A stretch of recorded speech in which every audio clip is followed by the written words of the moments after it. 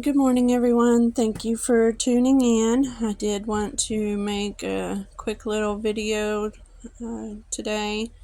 We had a bit of a freak accident in our chicken run yesterday, and just wanted to share with you guys what happened, and so hopefully it can help someone else in the future if they ever have a wounded chicken, or basically any animal, I guess it would work on. But with Lily, when we got home, the grandbaby and I went out to check on the chickens as we do every day. And Lily somehow had her wing caught in the wire hook that we use to hang the water with.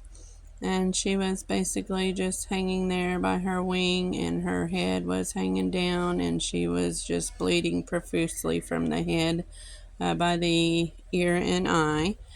The grandbaby ran and told me, because I was not quite in the chicken run yet when she found her.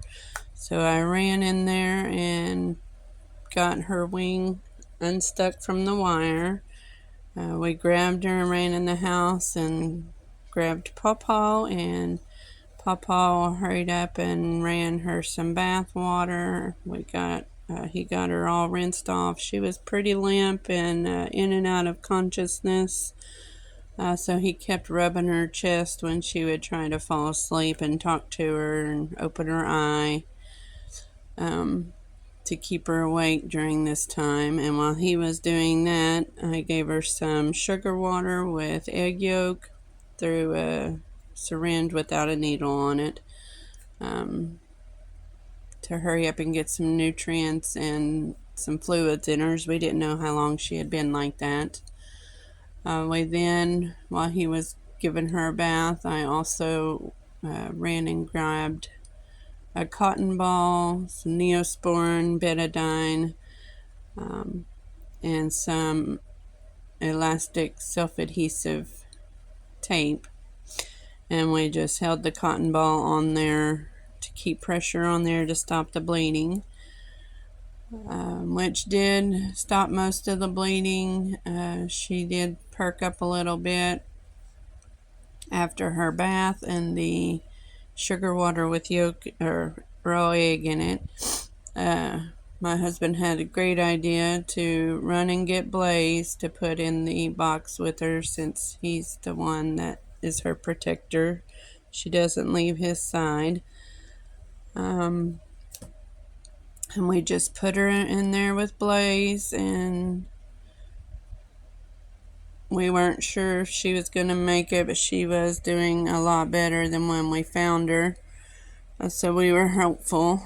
I did give her more of the raw egg and sugar water throughout the night, and woke up this morning, and as you can see, she's drinking. One important thing I did forget to mention was it was still bleeding a little bit, and I didn't want her to lose any more blood since she had lost quite a bit. And we did not have any kind of stytic powder or anything, so I ran and got cornstarch. I had saw that from another channel, Chickenlandia, and got the cotton ball. It wasn't wet, it was just a clean cotton ball, and dipped it in the cornstarch, and then lightly patted the wound with the cornstarch, and that stopped the rest of the bleeding. So definitely, if you don't have any stytic powder and you have a puncture wound on your chicken, I highly recommend using the cornstarch to stop any bleeding. But yeah, again, like you can see, we got her buddy Blaze in there with her. She is finally drinking on her own, and she's been talkative, and we're just going to keep her isolated for a while so that she can heal up. My guess is while she was hanging there with her wing hooked on that hook, that she was probably frantic and which scared the other hens, and I'm thinking they were either pecking at her trying to help her get down, or she got them all stressed out. But yeah, just wanted to share our scary experience with y'all.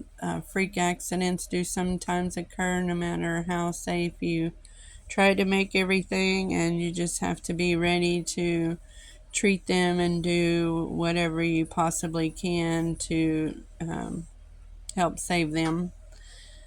But thank God we think she's going to be okay. So thanks for tuning in. If you guys have anything that you've done before that would maybe help us in the future, we'd definitely love to hear about it. So please put them down in the comments.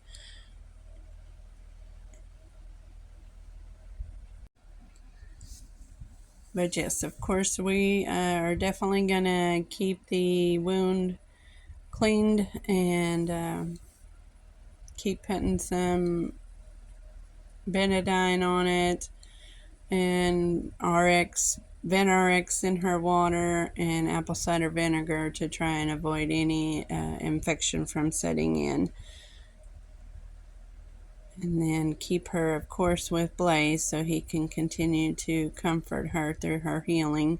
It was so cute when we put her in there, or put him in there with her. He went up to her and kind of sniffed her wound and put his head under her chin and kind of comforted her that way. So yes, I think 100% chickens do have feelings and are very caring and nurturing to each other, and definitely recognize each other and have their little cliques in the hen house. So never get one chicken, it always get more than one. Thank you guys for tuning in, and until next time, have a blessed week.